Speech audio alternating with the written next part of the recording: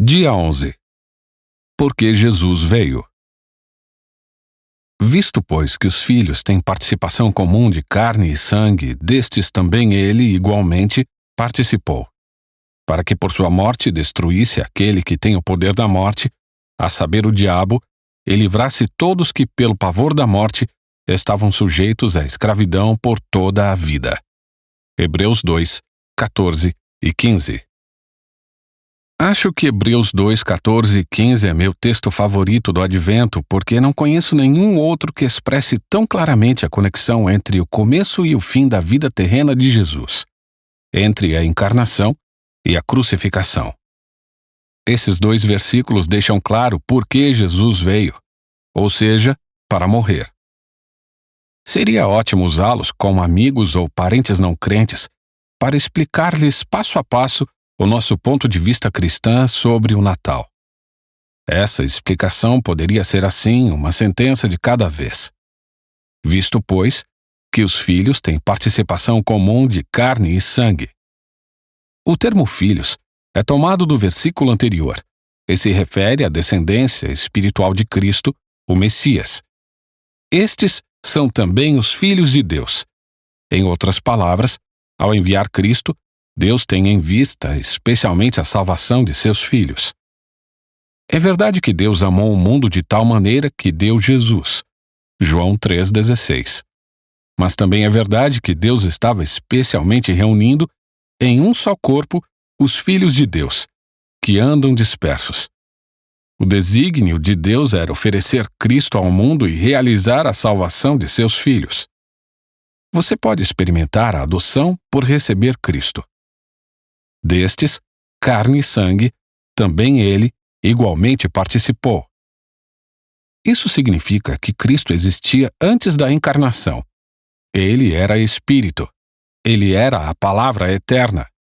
Ele estava com Deus e era Deus. Mas ele tomou carne e sangue e revestiu sua deidade com humanidade. Ele se tornou plenamente homem e permaneceu plenamente Deus.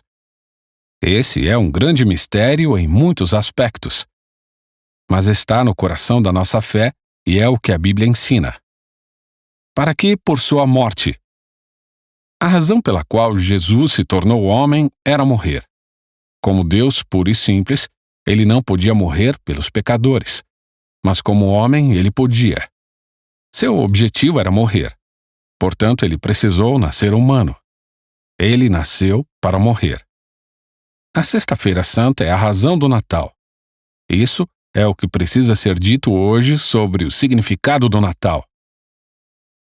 Destruísse aquele que tem o poder da morte, a saber, o diabo. Ao morrer, Cristo desarmou o diabo. Como? Ao cobrir todo o nosso pecado. Isso significa que Satanás não tem motivos legítimos para nos acusar diante de Deus. Quem tentará acusação contra os eleitos de Deus? É Deus quem o justifica. Romanos 8:33. Sobre que fundamento ele justifica? Por meio do sangue de Jesus, conforme Romanos 5:9.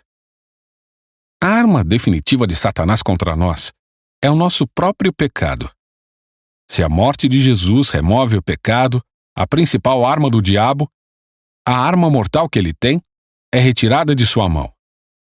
Ele não pode pleitear a nossa pena de morte, porque o juiz nos absolveu através da morte de seu filho.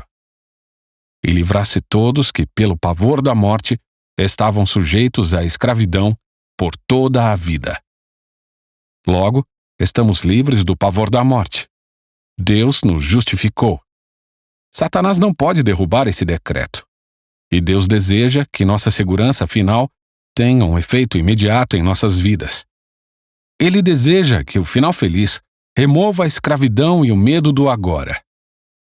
Se não precisamos temer o nosso último e maior inimigo, a morte, então não precisamos temer nada. Podemos ser livres, livres para a alegria, livres para outras pessoas. Que grande presente de Natal de Deus para nós, e de nós para o mundo.